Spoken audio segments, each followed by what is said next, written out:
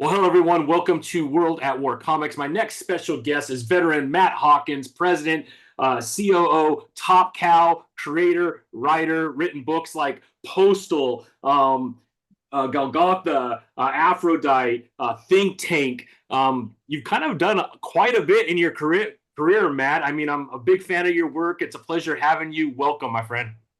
Thanks for having me on. I've been doing this for 32 years now. It's all I've ever Yeah. done. I was in Yeah. college when I met Rob Liefeld, and I joke I've never made a resume. I never got a chance to even try to go into the field I was studying for. I went to work with Rob right out of college, and was with him until '96. Then I was part of Awesome Entertainment. I think that was '97. And then in '98, I launched my original book at Lady Pendragon at Image. And Top Cow hired me later that year, and I've been with Mark ever since. You've been with Mark for quite a long time, man. Quite a long 20, time. 28 years 26? now. 28? 26? Wow. 26? No, I Wow. started in '98. So what year are we Okay, yeah. in? You're 26. 2024. Yeah. Yeah. That's You're incredible, right. man. You're right with 26. Yeah, incredible, Matt. I mean, what an amazing career. It's always great to see you whenever we bump into you at the cons, especially San Diego. You always have a great booth and you always bring in great creators. So, a lot of things happening at Top Cal. But before Yep. we jump into that, man, I would love to maybe go back in the time machine, Matt. I'm sure everyone has heard your story of getting into comics, but jumping right out of college, working for Rob, there's all kinds of stories about how Oh yeah. wild that time was working in the office with Rob. I mean, I love Oh. Rob. I'm a big fan of his work, but I've heard all kinds of crazy things. No one knows what's true and what's not, but can you at least give us a feel for what the office was like working with all these young creators and artists and whatnot? It was the time of my life. I, I, I really enjoy working with Silvestri, and it's been very calm. And Mark's a very calm, sort of long-term thinker, very different. Rob was a lot of fun. It wasn't just Rob; it was a lot of guys. We were all really young. I was fortunate to get pulled into the inner circle very quickly. I still don't understand how that happened. I mean, I went from being a complete outsider to his right-hand guy in less than a year, you know. Wow. And well, to be fair, Eric Stevenson was there too. It's Eric, me, Rob Liefeld, Rob Michaels, Dan Frege. That was sort of the inner circle of the top sort of people that Rob had in his group. And what I mean by that is we would literally go to lunch together every day. We would often go to dinner together every day, and we'd be together, the five of us. And then later, Larry Marder joined us. He was like the older mentor influence and was with us for about a year. But no, to give my origin story, I did not read comics as a kid. This is something that annoys people that I'm doing this, but my nephew, who's younger than me, wanted to go meet Rob Liefeld at this Mile High Comics opening signing in Anaheim and get his Youngblood comic signed or whatever it was. I didn't know what Youngblood was. I didn't know who Rob Liefeld was. I didn't know who Todd McFarlane. I didn't know who Jim Lee was. I didn't know who any of these people were. And I'd read comics as a kid, but it was Daffy Duck and Richie Rich. It was the stuff my parents had bought for me. But I never read superheroes. I was never given any of that stuff as a kid. But so we went to the signing in Anaheim at Mile High Comics, and we got there late because we didn't understand that the Image there would be a 3 hour line. So sort of the heyday of Image back in the day. I mean, it was a 3 hour line. We were all the way at the end of the line, and there were artists there that worked that are in the industry now that were right in front of me. And I can't remember exactly who it was, but I think it was Marlo Alquiza, maybe Cedric Nocon, Chap Yape. I can't remember. There was a couple guys, they're both Asian dudes, right in front of me in line, and they were talking for the entire time I was in line about Image Comics. And so I got to talk to them because I was bored, and my nephew was chatting with them. He was a little kid at the time.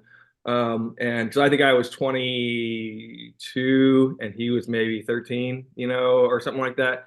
And So we waited in this long ass line the entire time I was listening to these two artists talk up Image Comics and how great it was. We get to the front of the line, and Rob hired one of these two guys on the spot, like right in front of me. And Wow. I was literally the next guy. And it was just one of those weird, and I said it sort of half joking because I was in my last year to get my physics degree, and I was planning to essentially follow in my father's footstep and go into the military industrial complex. and design stuff that kills people. I decided to do something else. And I'm very happy and thankful for that because Yeah. I do know that my dad and some of the friends he had that I talked to over the years were very haunted by some of this stuff. You Oh, know, I mean, yeah. that definitely impacted my writing in Think Tank.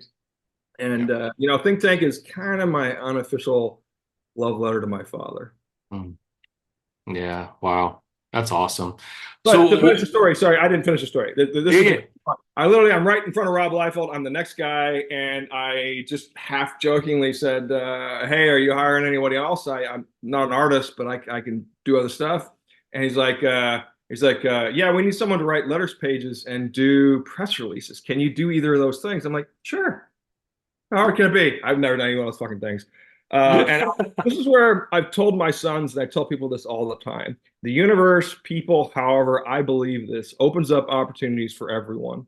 99% of the time, no one notices them. They don't see them. It'd been very easy for me not to say anything to Rob and just move on. I wasn't even there. I had no interest in this industry. I made this comment. So what did I do at that point? Again, I could have done nothing. But what I did is he gave me his card. I drove to Crown Books, I think it was, and found a book literally called How to Write a Press Release. I went home, wrote a press release about what I would have sent out if I promoted the event he was at that day, faxed it to him. He hired me the next day. That's crazy, man. Different world at that time, right? I don't think it happens that often that way anymore, right? Well, it's also, if I'd go to work for DC or Marvel or one of these people, they're big companies now. Yeah. They would vet you. You'd have to go through the HR vetting process. Right. And I would probably clear that because I have a master's degree in a useless a useless genre for this. But I have a master's in physics. I mean, I don't know how useless that can be at this age, other than it made me really good at accounting because accounting Yeah. major is easy. About Swords of Wintersea. That's honestly the thing I'm probably the most excited about personally working Yeah. on. That's been pushed to June now because we've had some Okay. color issues. But that is going to be an insane book. Of all the things in my career and my lifetime, there may not be something that's more just defined like that's me and what I like. You know what I mean? I mean, and Yeah. I've been told that this can be bad because Think Tank was also kind of like that. That was Yeah. me and kind of what I like, and it was not a great seller for me. I mean, it wasn't. I mean, it sold okay. It was very Yeah. critically acclaimed. It was one of those, I have a friend who did an Oscar movie several years ago, and they got an Oscar for animation, not the regular Oscars. They have the separate Oscars. And he's like, I didn't make any money on this thing, but I got. That's so wild, man. Get Yeah, the I mean, highest got one an award Oscar. and yeah, get the highest award and you didn't make a dollar off of what you did. No, he lost money. I mean, no. But So I would I love to see. go back, Matt, because when I met you at San Diego Comic Con and we were talking about Swords of Wintersea, you were talking about your passion around Dungeons and Dragons. Can you Yeah, kind of walk into that a little bit? Like, where did that yeah. start? And did that start before you were 22? Like, it was Oh yeah, that? yeah. Oh, so that And was much younger. oh yeah, yeah. It's a crazy story because sometimes I have to think about it to see if it's real. Because in 1979, I was at Temple Baptist Church in Whiteman Air Force Base in Missouri, and it was a lock-in on a Friday night where they had kids and people come in and stay overnight. I think I was 9 years old, and in that lock-in there was another kid there named Jeff Bohas, and he and I are still friends. We still play games together, and he was about 10 years older than me, and he had this box set called Dungeon, and it may have been Dungeons and Dragons. I think it was Dungeon, but it was the box version that came out in the late 70s. For that, I might be off. It might have been in 80, 81, but I like that it's 79. That sounds cooler because it's more decades. But and then I started playing this game and I got obsessed with it. I mean, it was fantasy. I was a big fantasy and science fiction reader as a kid. And so I loved this stuff. Me and my friends were always like, I was sort of the nerdy, geeky, but I did voices and stuff like that all the time. I was kind of one of those weird, not a class clown, but I would just, suddenly break into a witch's voice for the fuck of it. And so they wanted me to run the game because they thought that would be fun. And so I started running Dungeons and Dragons games in the early 80s, and I've been doing it ever since. I mean, I play now with a group on Friday nights. Some of these people tune in via the computers. We can't all play together because some people are one guy's in Germany, and we play like on we play Friday nights, and he gets up at 6 in the morning on Saturday morning and plays with us, because he lives in Munich. That's awesome.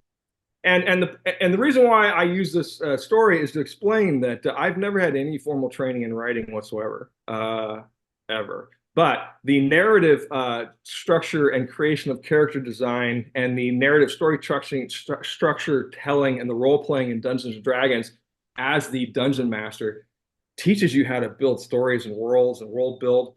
Once I got into writing itself, I then read a bunch of books, and obviously I worked with a bunch of really good writers. I was Alan Moore's editor in 1994 on a book. I've edited Warren Ellis. I've edited Kurt Busiek, Mark Waid. I've edited a ton of different writers at Top Cow over the years who've done projects. And honestly, some of these guys, particularly, you look at the early 90s when I didn't know what the fuck I was doing. I was more of a trafficker. I called I was listed as an editor, but I would joke that I was just a trafficker because all I would do is take the script, give it to the artist, give the art page to this guy, that I'd move it around. So I was doing something, but I wasn't really, in my opinion, editing. That's managing workflow. In the last 20 years, I've gotten good at editing now, and I think I'm actually pretty good at it. Mark and I are editing Witchblade together, and we've been working with Marguerite Bennett, and that's been a lot of fun. But just to finish up the Swords of Wintersea of it all, that is actually the campaign that is in this graphic novel. It's actually 3 graphic novels. There's going to be 3 graphic novels that will be collected into a hardcover that will also be released with miniatures and sort of as a game at some point. Each individual graphic novel has a fully renderable module for the campaign itself. The campaign network will be set up in all 3 graphic novels. And then there are maps, fully renderable. I don't know if I've ever shown you any of the maps, but No. the maps themselves are really high end. I mean, I paid a lot of money for a woman an actual cartographer to develop me a ton of maps. So I have 5 world maps. I have individual continent maps. I have multiple city maps. And the world I designed in Swords of Wintersea, which was the game I ran, is I created where the humans are assholes. And are basically, they're religious xenophites. And what they want to do is they want to force all the other races to follow the one true god, Amontur, the sun god. And so in my campaign, and this is what essentially happens in the comic itself, you start out as characters you've essentially been conscripted by this church. And they basically tell you that you're going to go work for them or you're going to die. And then you start working for this church and getting involved in all these conspiracies and these various things. And slowly the idea of it, and I've ran it 3 different ways, but the idea of it is eventually they realize the church is bad and they rebel against it. And they all play half characters, by the way. It's half elves, half orcs, half this. And the reason is because the humans use those characters to spy on the other races. That's cool, man. So when did you start, like at what age did this whole story and the characters and the develop, was it just like over time, or did you like sit down a long time ago and you kind of already had the characters all developed and now you're just bringing it to story form in a graphic novel? It's a bit of both. I mean, it has morphed a lot. I went back and I do have some of my original notes from when I was like 9 and 10 years old because I saved everything. And I have all that stuff. So I'm going to include some of that. You can see the evolution of it. Clearly, it was very childlike. I was 9. I had no formal education in any sort of stuff like this. Now it's much more professional looking, and it will look. I mean, at the end of the day, what I want to do is collect all 3 graphic novels and the module stuff I'm writing into one large hardcover that will be released. Maybe it has a box set with some miniatures that we can 3D print or whatever it is. But that's sort of the long arcing plan. But the first graphic novel itself will be out in June now. And it's 132 pages. There's 3 of them that all combine. And they're each called, I think the first volume is called Immortality. The second one is called Deicide. And I forget what the third one was called. But I've already written them all.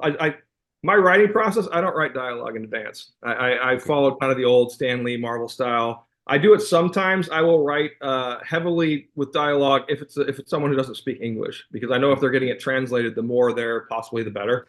But with artists I've worked with forever, like my think tank artists and postal artists and some of these people, by the time that we were over with that series, I don't recall writing actual plots anymore. A lot of it was just calls like this where we discuss it.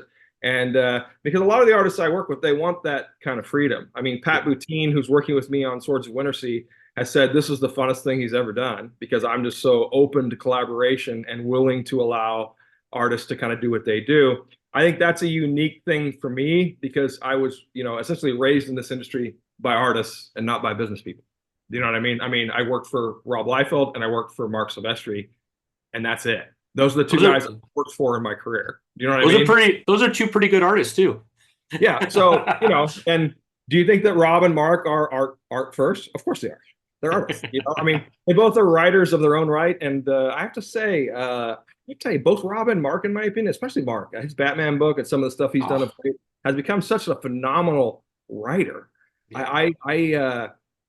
I'm a bit blown away, and he's writing The Darkness right now. He's working on that, and I'm excited about that. So I'll be editing him on The Darkness. So we've got Witchblade and Darkness going on. Did I answer? But that's the Swords of Wintersea. That's my big project. That will be a 2-year thing. It'll come out in June, then probably December, and then probably the following June, and then probably the end of that year, the hardcover boxed collection set. And the hardcover box collection set, we might kickstart that. I don't know. The idea of it, honestly, is I'm tempted to make a small number of them. Okay. Do you know what I mean? Just to make it a very limited game. But I don't know. Everybody's telling me that's dumb. You should take your orders.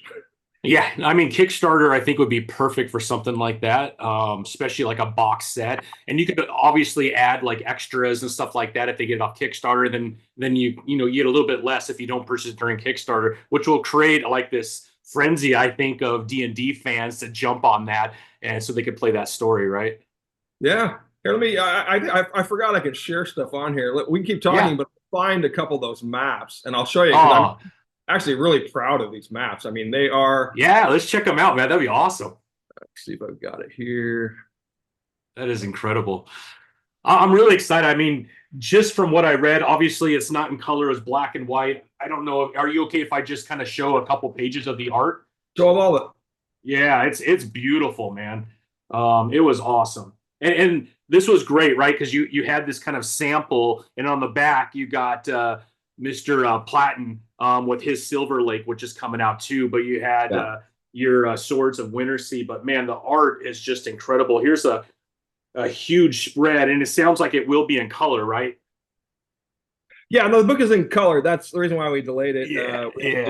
From the colorist. In fact, I love Pat Boutine, but I've never actually worked with an artist before who was colorblind. Interesting. Pat Boutine is colorblind, so did not know that. And so for me, I for the first time in my life, I've had to give color notes to a colorist, and that's actually a lot more of a pain in the ass than I thought it would be. I mean, as an editor, you can go in and look at it and say, "Hey, he colored this leg wrong. That's supposed to be the darkness tendril." You can go through and you can see these things. It's usually pretty obvious if you haven't been involved. But when you're involved in doing all of it, it's a pain. Yeah. But here I can share my screen, I think. Yep. You should be able to, yeah. That's awesome, though, Matt. It looks incredible. The art is incredible. I cannot wait to see it. Oh, that isn't. Can you see that, or? Yeah. That is. So I see what you're looking at. Right now, it's the full map. So it's the entire map of Arlen. Okay. Am I pronouncing that right? Yes. And so, like the cities are a little bit small, but you could see the entire thing, which looks absolutely incredible. Well, hold on. Let me get rid of that. Stop share, and then I can share a different one because I have here. And so here's a city. Here's the main city. I don't know if you can see that. Oh yeah, that's awesome. Fisher Bay, Black Bay, Fisherman Bay. Yeah. So I mean, and you can see that there's a legend. It's clearly, and this is just one city. I have all of them. That is crazy, man. So like what was that process like? I mean, are you like sitting down on a big piece of paper and sketching things out and then sending it over to the person who's going to actually build up the map? Like, what did that process look like? Because that's a lot of detail.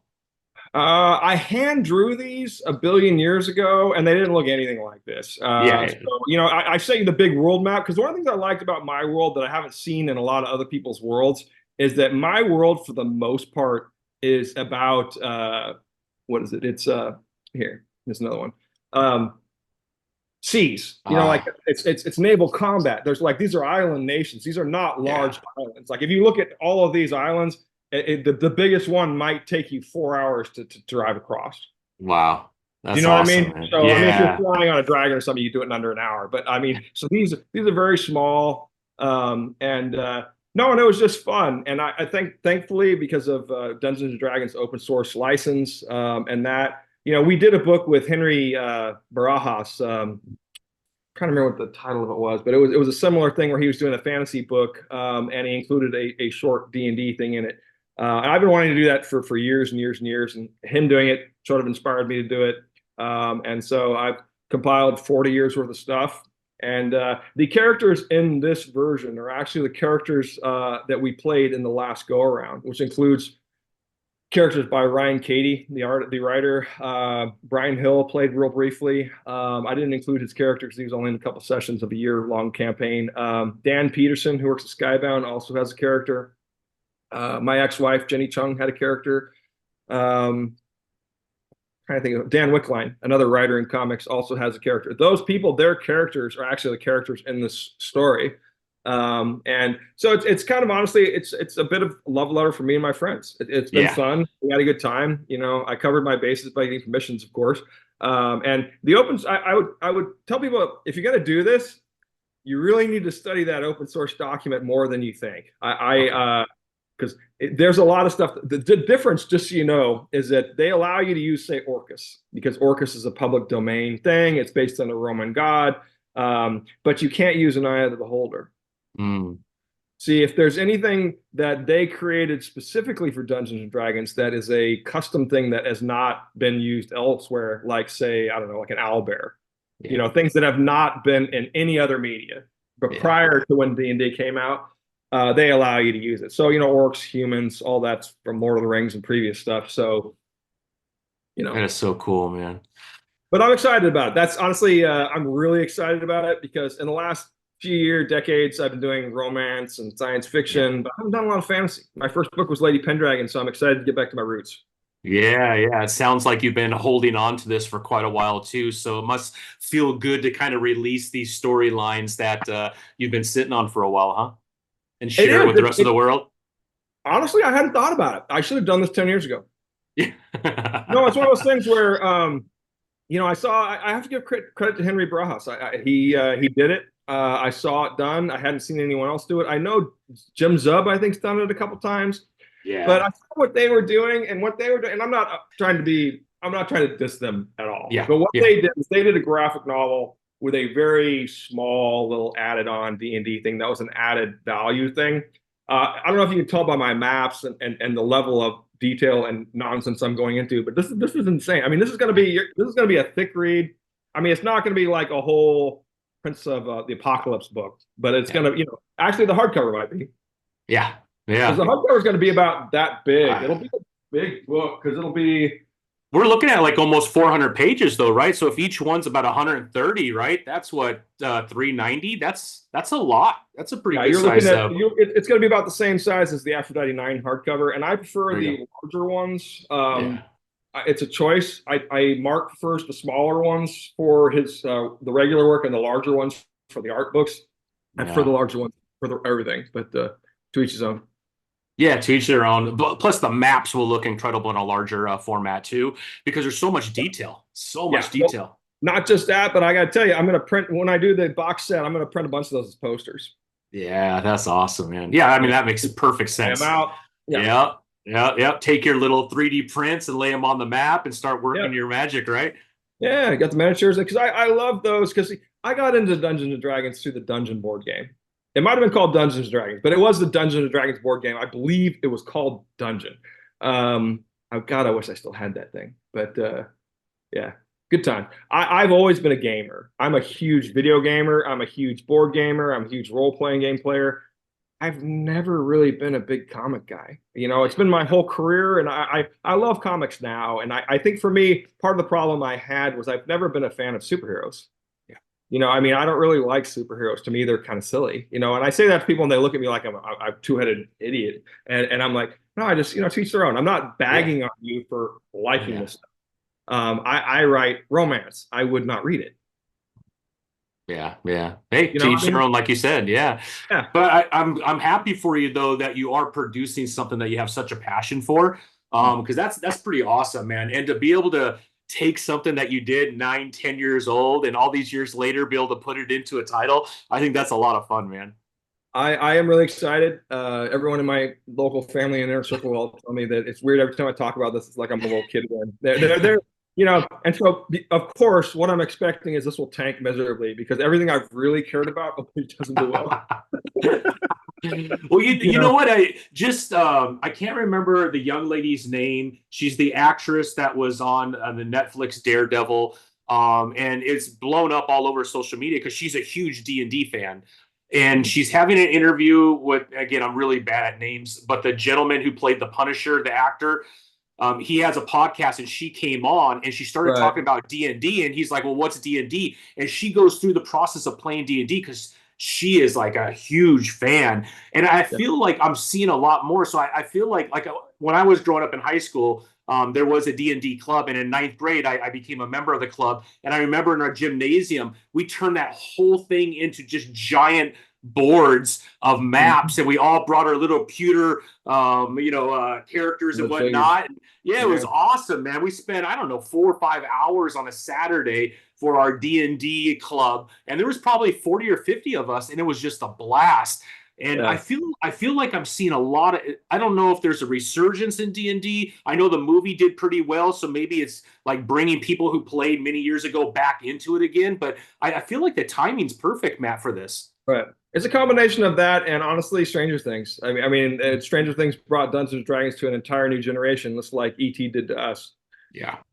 Yeah, that's awesome. I think that's good news, and it bodes well for your title because Yeah. it's coming out at the right time, and I feel like everyone's kind of digging in to figure out what the hell is Dungeons and Dragons, and then as Yeah. they're going into, I mean, let me know what your feeling is too, right? Because I know you said you didn't grow up in comics, but you are a storyteller, Yeah. and other people that have played D&D have said that is like almost the perfect playground or classroom to really kind of hone in that skill set of being able to tell stories. Would you agree I, with that?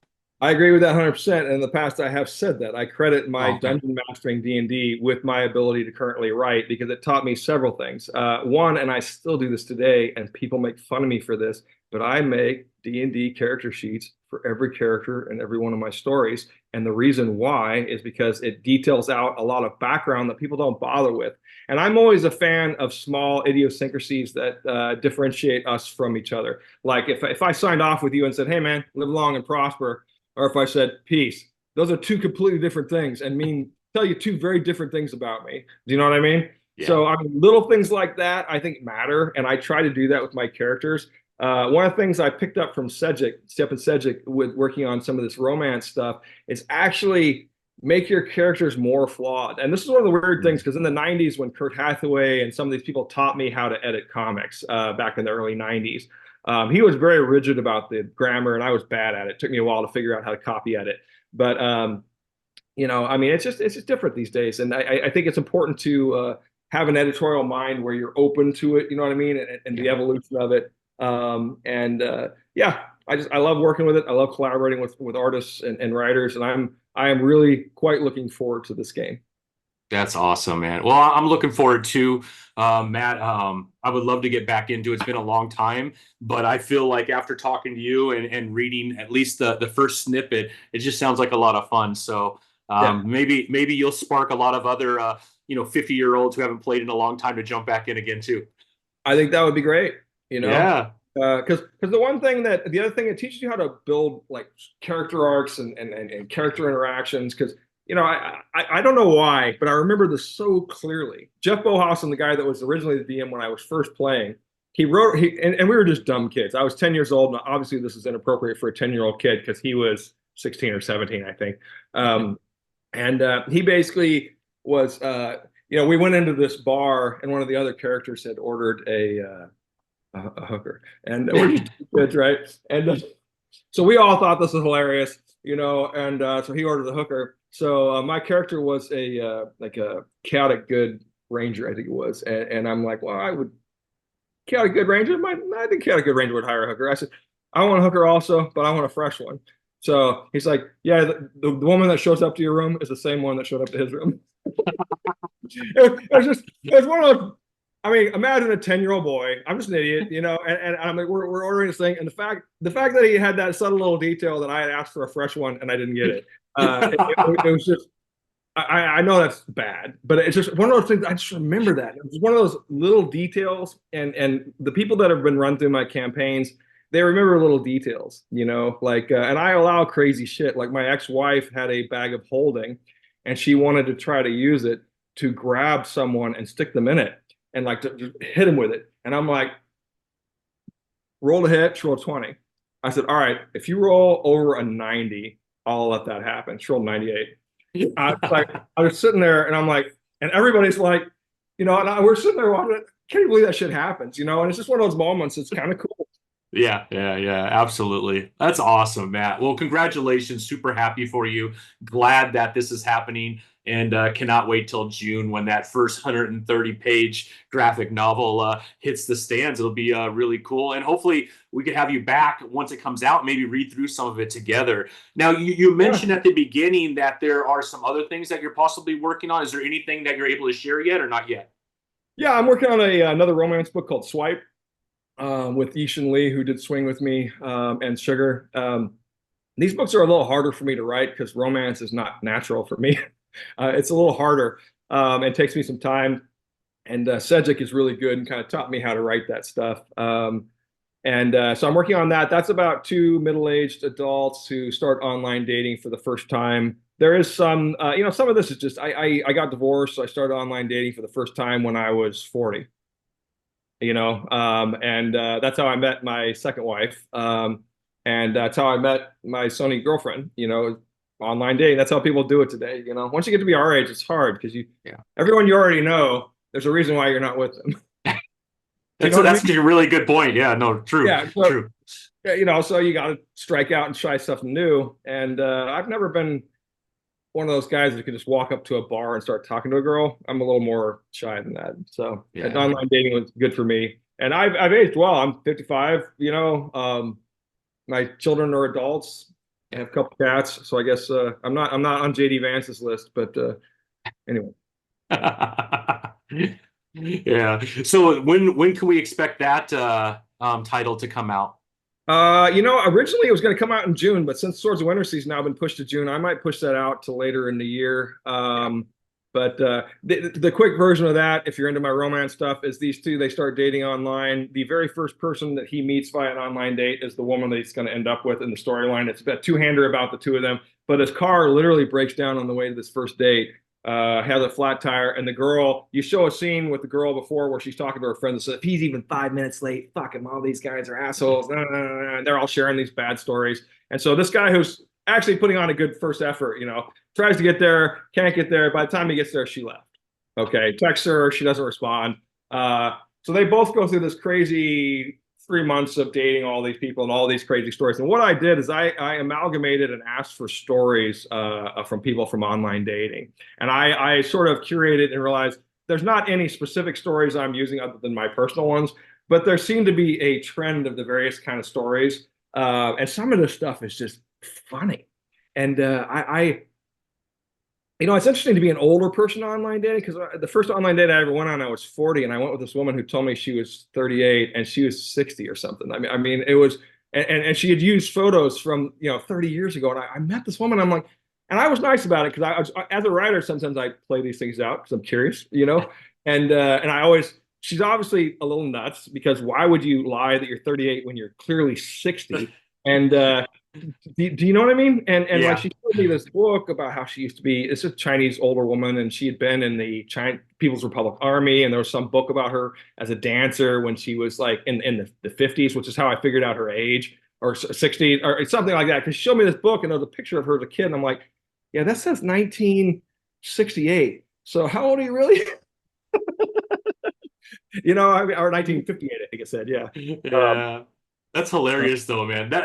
Are some of those in this title? Like are some of Yeah. those stories weeded in? That's so there is some humor to this this kind of love Um, Oh uh, yeah, yeah. It's the whole thing to me. The romance stuff. It needs to be funny. It needs to be cute. It needs to be endearing. And it needs to have a positive message. You know, it needs to end happily ever after. There are certain things that people want in these things. And here's the thing with the romance, because I know a lot of the guys who read my sci-fi are like, "Why do you do this shit?" I'm like, because I sell 10 times the copies to women who read this, to you jackasses who read my science fiction.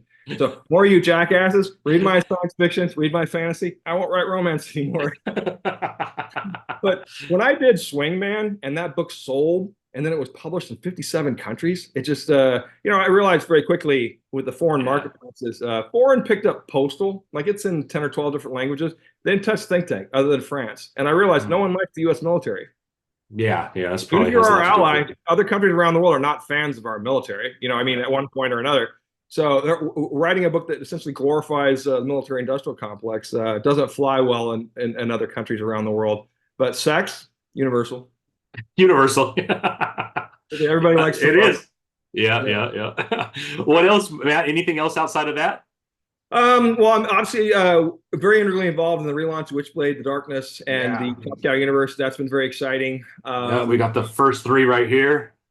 Yeah, I gotta say, Mark Silvestri is on it. He's on his games right now with Witchblade and the Darkness, and Yeah. the vision for both Witchblade and Darkness currently are more his, honestly, than anyone else's. And he's just been kind of he wanted to do all this, and we talked about after we had done the Witchblade that Caitlin Kittredge had written. We Mhm. had gotten a lot of negative feedback, not on her arc, but the fact that it wasn't Sarah.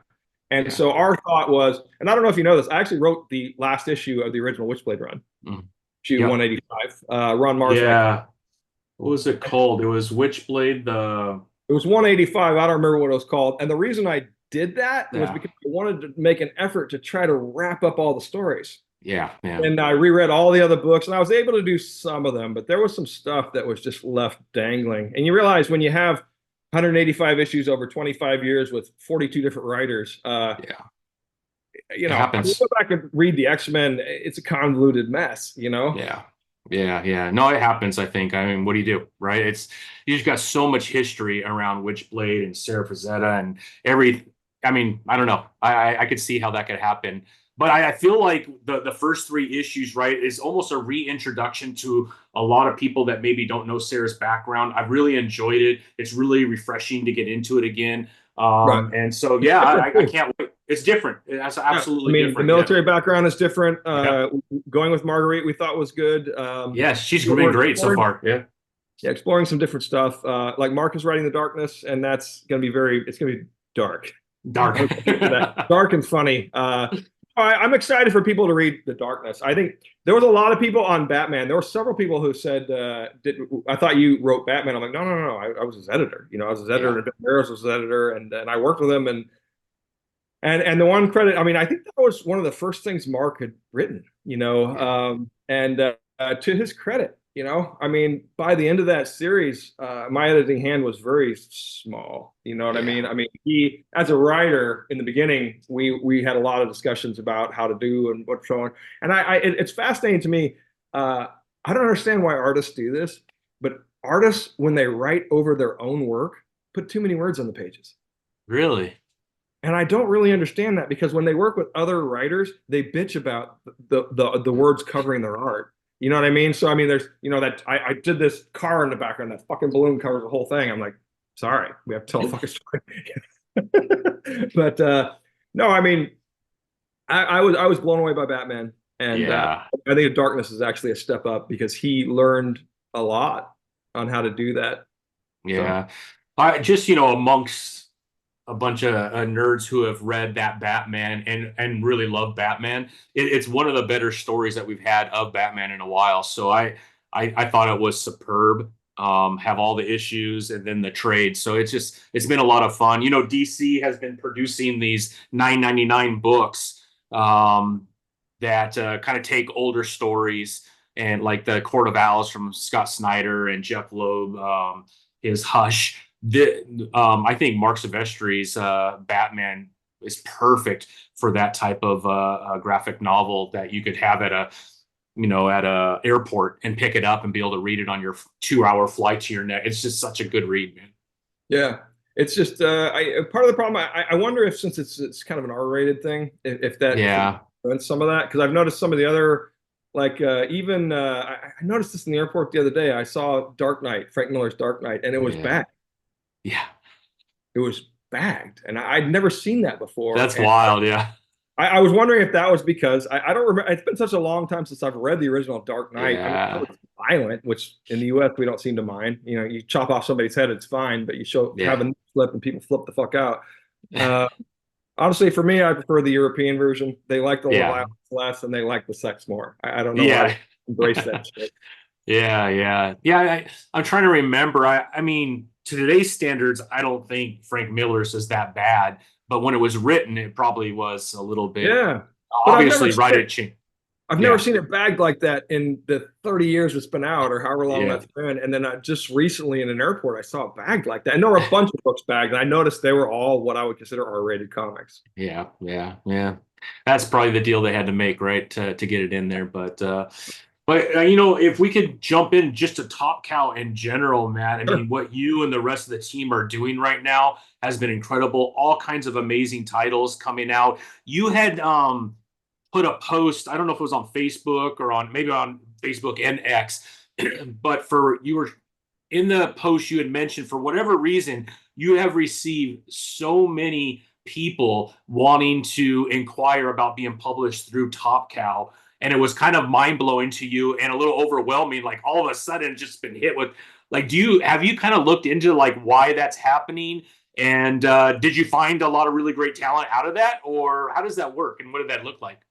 Well, I think part of it for us was because we do this annual talent hunt and then we stopped doing it. The Gotcha. last one we did was 2 or 3 years ago, and a lot of those people are the ones that I think are flooding my inbox because a lot of them have a lot of the titles are, "Hey Matt, you might remember me from this last 4 talent hunts," and the thing is, here's the reason why we're at least putting it on a hiatus for now is because it's honestly a pain in the ass, Yeah. and it's much easier to find artists through a talent hunt because you just look and you can tell in seconds whether or not you can teach them or if they're usable.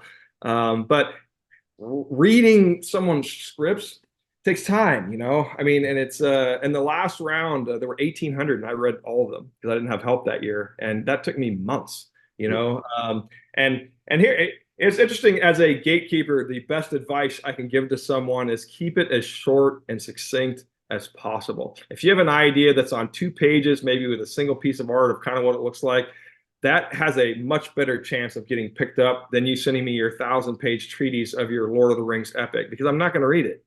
I Yeah. mean, and I say this sometimes and it pisses people off, but I'm just telling you it because it's true, and it's not just Yeah. true for me; it's true for everyone on my side of this fence. Yeah.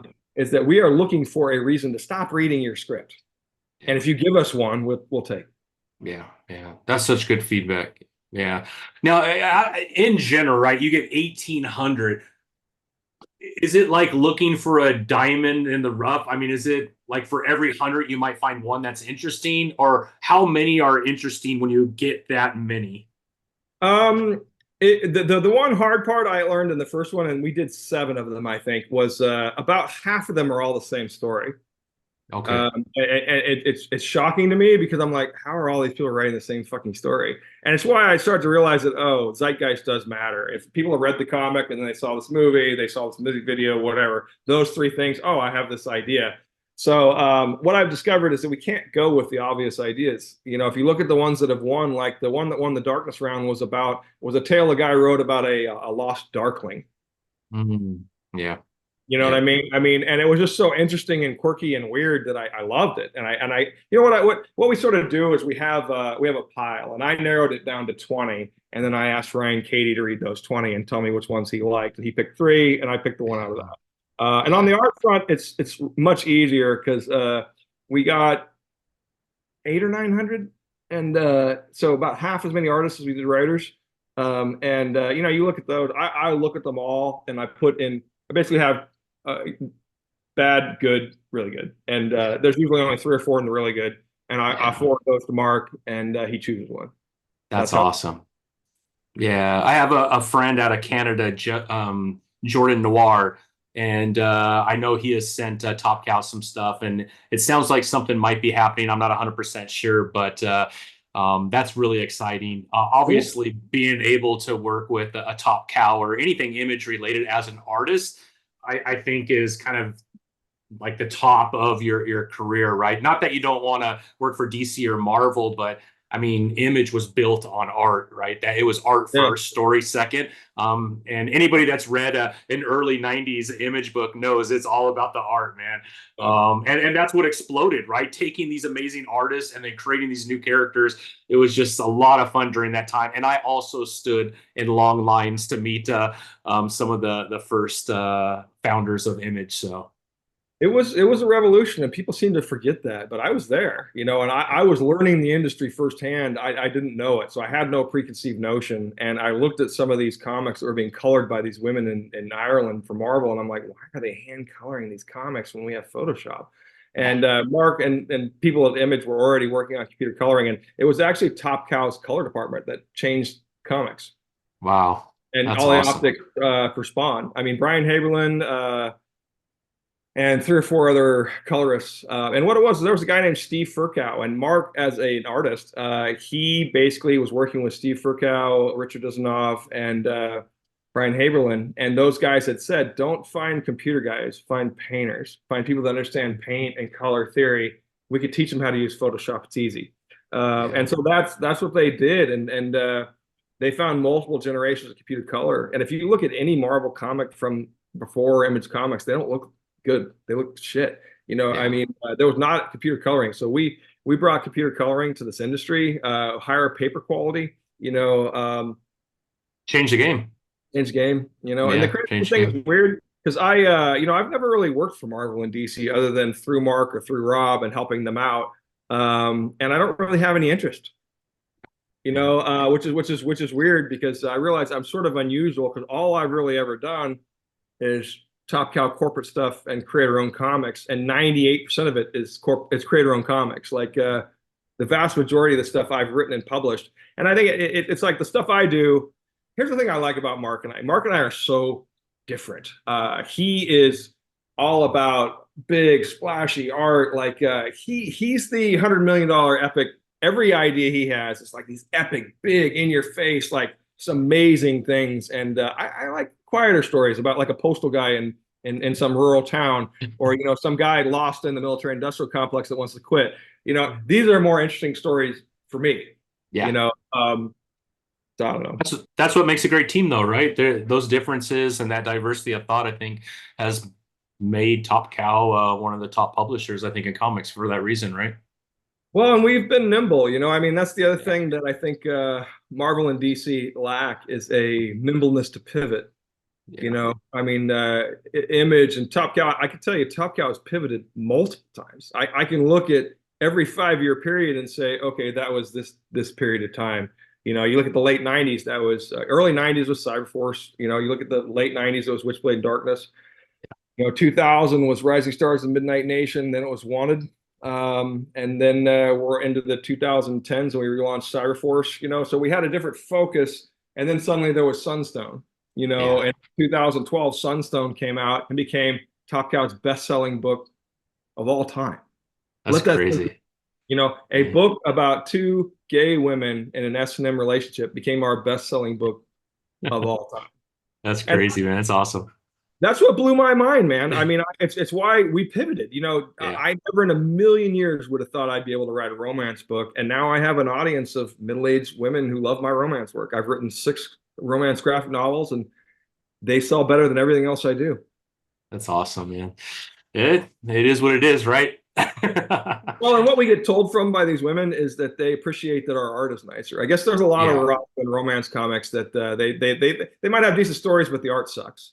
So since Okay. we Yeah. elevated it to our level of artwork with Sedgwick and Yishin Lee and Yeah. these sort of people, and I've done a little demographic research, basically at conventions, not like a real poll, but I meet a lot of these women who come up with the books to sign. I ask them about themselves, and the vast majority of them, I have to give Stu Levy some props because they all read manga in the '90s from Tokyo Pop. Oh, wow. Yeah. All Yeah. these women reading romance comics and involved in the industry now, they were all teenage or kid girls in the '90s and read Tokyo Pop books, Fruit Basket, and that stuff, Shonen Jump, and that's how they got into comics. Yeah. Yeah. Incredible.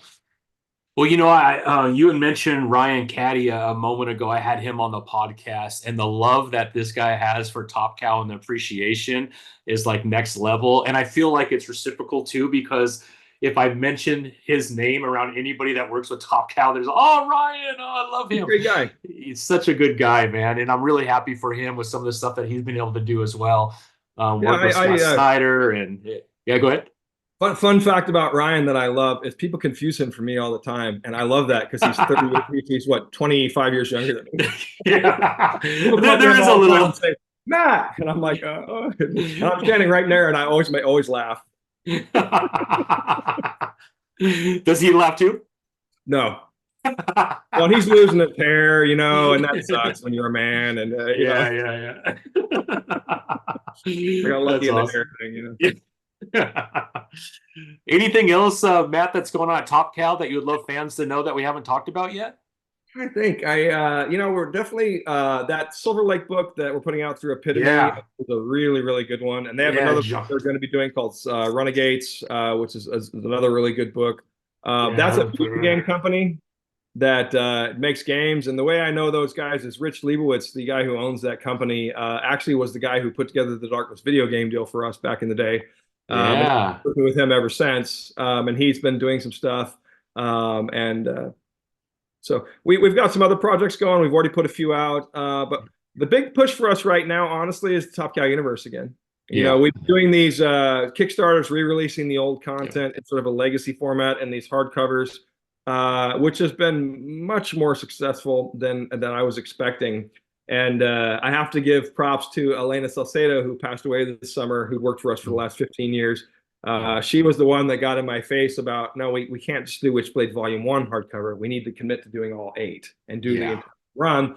And I really resisted that as Kickstarters because I kept saying, the problem is when you do subsequent numbers, like if you do a Witchblade Volume 2, that's not going to do as well as 1, right? I mean, because you look at numbers in comics, you do an issue 1 and the issue 2 Yeah. numbers fall by 40%. Issue 3 numbers fall another 10, 15%. That's every fucking title. You know what I mean? Yeah. And so you look at issues 4, 5, and 6, and you're like, oh, okay, it's trending back upwards. So, or even if it stabilizes, you're like, okay. If it stabilizes or starts to trend back even slightly upwards, you're like, all right, you've got something. Yeah. Well, collected works though, is it that same drop though? I would think that with collected works, like doing omnibuses or a 50 issue titles, maybe you wouldn't have that big of a drop because someone's trying to collect the entire series if they're going to commit to a $50 hardcover, right? Or do you Well, the still see problem a is drop? we still see a drop on orders, but you're Interesting. right.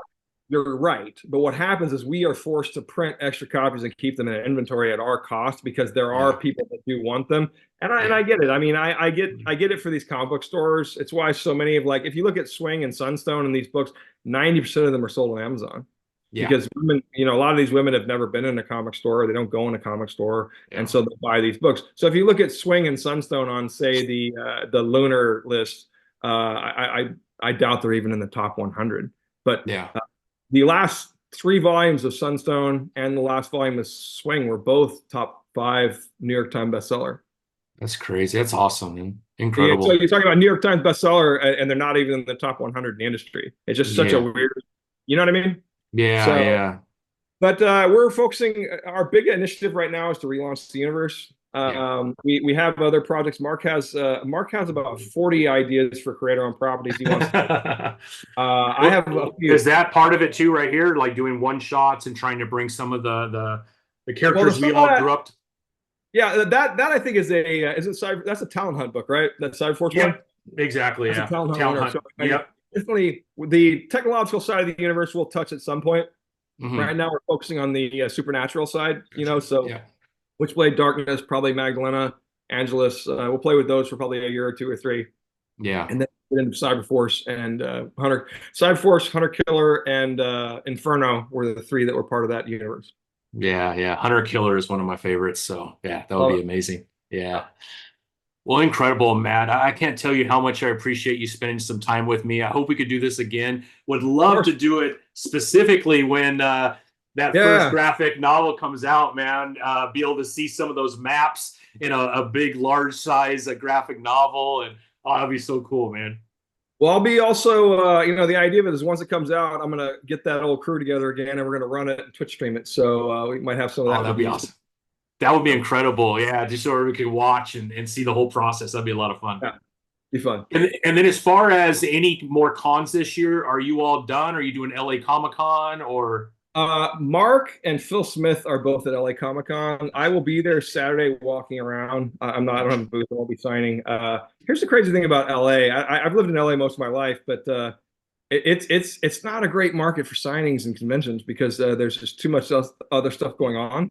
I've tried to explain that to people. I can go to Kansas City and get an hour line. I can go down to Golden Apple and no one cares. It's just 'cause you're always around, you're always here. And Yeah. LA's a tough market to break Yeah. out. I don't know. Yeah. Yeah. Well, I mean, if anybody's there on that Saturday and they happen to bump into you, man, that would be pretty cool to meet you. And then it looks like Top Cow will have a booth there. Yeah. So people who have their Actually, Top Cow will not have a booth. Mark will be at the comic sketch art oh, okay. group. He's there with them, and Phil Smith has his own booth. He has his own company called Fighting Lion Comics, I think it is, that he self-publishes through. We just hired Phil recently. Okay. And that's he worked for Top Cow for years back in the 90s and 2000s, and he was brought back recently partly because of Elena and some of the issues. Yeah, yeah, beautiful. Well, Matt, thank you again. I appreciate it. I'll make sure I put all the links for all the new stuff below, all your socials, so people could follow you to stay up to date with everything that's going on with Top Cow. But I really appreciate your time. It was a blast meeting you at San Diego Comic-Con, and thanks for hanging out with me today. Thanks for having me. Yeah, you bet. I hope you have a great rest of your week. Sounds good. Thank you. You bet.